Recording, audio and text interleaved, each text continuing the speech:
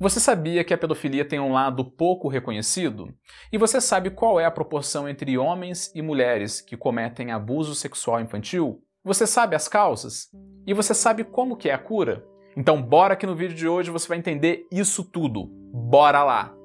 Olá, seja bem-vindo a mais um vídeo do canal Hoje na Psicologia. Aqui falamos todos os dias sobre temas ou notícias atuais do universo do comportamento e da mente humana.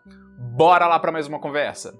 Então, o primeiro fato que poucos conhecem, os estudos são recentes. Uma coisa é fato, a atração sexual por crianças sempre ocorreu ao longo da história, mas foi recentemente que o termo pedofilia foi criado, sendo nomeado pela primeira vez no final do século XIX por um artigo de 1886 do famoso psiquiatra Richard von Krafft-Ebing, que também estudou outras parafilias.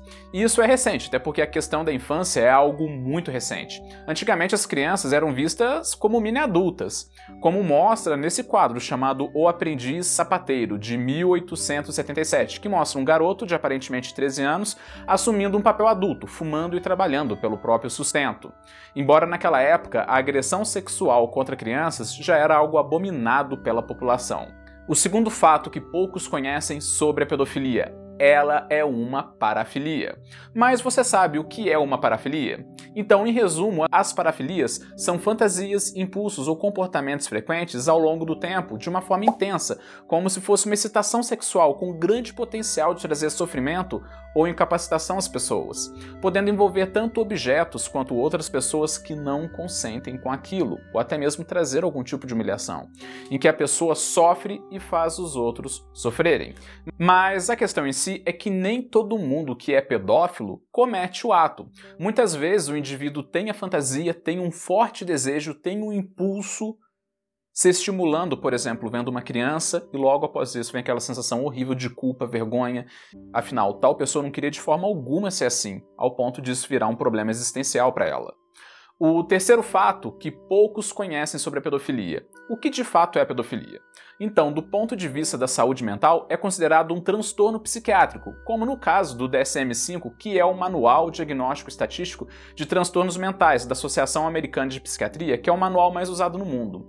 Para esse manual, a pedofilia é definida como transtorno pedofílico, que segue alguns critérios, como, por exemplo, por um período de pelo menos 6 meses, a pessoa ter fantasias sexualmente excitantes, impulsos sexuais ou comportamentos intensos e recorrentes envolvendo atividade sexual com criança ou criança pré-púbere, ou seja, com menos de 13 anos.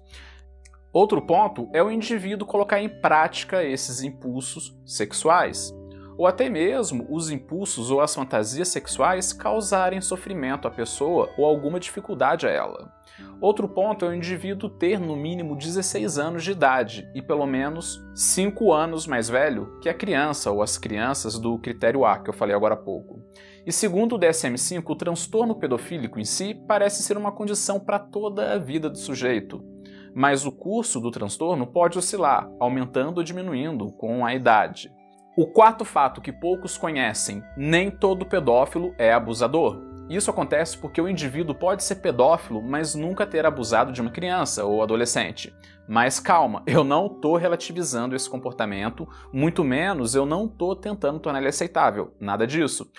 O motivo é que pedofilia se trata de sentir atração sexual por crianças ou adolescentes, não necessariamente ao ato concretizado em si.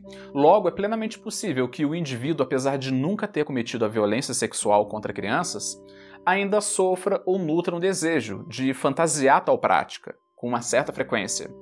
E nisso vem um outro ponto assustador, o quinto fato que poucos conhecem: nem todo abusador de crianças sofre com transtorno pedofílico.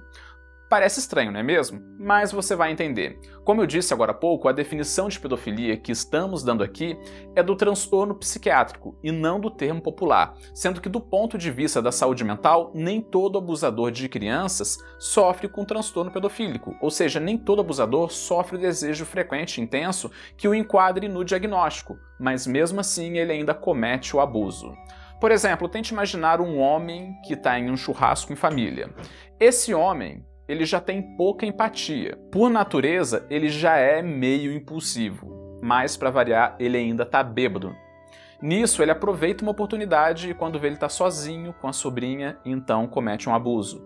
Sendo que antes disso, ele nunca teve um critério para ser diagnosticado como pedófilo. Sendo que, segundo alguns estudos que você pode ver aqui na descrição, cerca de 50% dos casos relacionados a abusos contra crianças ou adolescentes não são feitos por pessoas que sofram do transtorno pedofílico. Mas claro, que sofrendo ou não com o transtorno, quem comete violência sexual contra crianças e adolescentes precisa ser responsabilizado criminalmente. Só um adendo, eu usei esse exemplo do churrasco em família não é por acaso, e sim por um fato. Quando imaginamos a violência sexual contra nossas crianças, sempre imaginamos algo que venha do lado de fora de casa, algo que não venha da família. Mas lamento informar, não é o que as estatísticas mostram. Segundo a Ouvidoria Nacional dos Direitos Humanos, 73% dos casos ocorreram na casa da própria vítima, ou na casa do suspeito, em que em 40% das denúncias o ato é cometido por pai ou padrasto, ou seja, de dentro da casa, de dentro da família ou próxima a ela.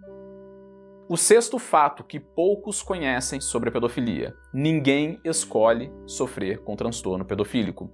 A pedofilia ela é atualmente considerada um impulso, uma condição psicológica, uma doença mental que precisa sim de tratamento e por motivos óbvios, né? Afinal, a pessoa sofre e faz as vítimas sofrerem pelo resto da vida, como no caso da criança abusada, em que na fase adulta aquilo a destrói por dentro.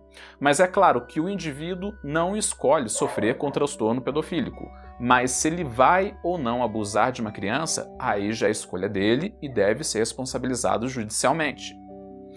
O sétimo fato que poucos conhecem: a proporção entre homens e mulheres na pedofilia.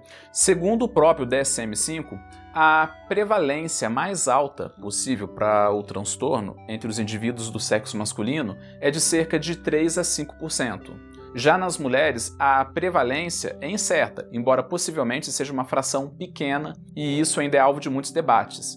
Mas existe sim mulheres com pedofilia. Inclusive em presídios femininos tem uma ala que as deixa separadas das outras detentas. E alguns estudos sugerem que a proporção entre homens e mulheres nos crimes de abusos sexuais contra crianças sejam de 10 homens para uma mulher. Mais ainda, esse dado é muito controverso, até porque, socialmente falando, lamentavelmente, muitas pessoas não tratam uma relação entre um menino e uma mulher adulta como pedofilia, da mesma forma que trata entre uma menina e um homem adulto. Logo, pode ser que os casos relacionados às mulheres cometendo o ato passem desapercebidos, ou as pessoas não levem muito a sério, por questão cultural, o que é algo muito preocupante. O oitavo fato que poucos conhecem: a causa da pedofilia. Já agora, sobre a causa da pedofilia, ainda é incerta tal causa. No entanto, muitos acreditam que o indivíduo pedófilo foi abusado na infância, e de fato algumas pesquisas fazem essa correlação em que a pessoa que sofreu abusos, principalmente na primeira infância, tem 40 vezes mais chance de abusar de uma criança na fase adulta. 40 vezes mais chance do que uma pessoa que não foi abusada. Porém, outros estudos mostram que a maioria das pessoas que foram abusadas não abusaram de outras pessoas. Inclusive, alguns especialistas questionam essa ideia de se foi abusado, então ele vai abusar. Inclusive, ao ponto de a maioria dos estudos sugerirem que uma proporção considerável de pedófilos não foram abusados quando crianças. E tem também hipóteses neurológicas, em que alguns estudos indicam que os pedófilos têm bem menos matéria branca no cérebro, mas ainda é algo incerto. Tem também hipóteses psicológicas, como por exemplo baixa autoestima, baixas habilidades sociais, menor capacidade de raciocínio, mas isso tudo também ainda é algo questionável. Mas no geral é difícil definir uma causa específica para a pedofilia. Até porque no momento temos mais perguntas do que respostas quanto a isso. E é claro também que devemos lembrar também que aquilo que falamos agora há pouco, nem todo abusador de crianças é necessariamente pedófilo, do ponto de vista da psiquiatria. Então não dá para definir especificamente uma causa que ajude a entender as motivações de quem comete o abuso contra crianças ou adolescentes. Então agora, no nono fato, que poucas pessoas conhecem, a questão da cura. A pedofilia atualmente, infelizmente, não tem nenhuma cura concreta, mas tem um conjunto de terapias que podem ajudar ao indivíduo a ter controle sobre o impulso ou sobre o desejo.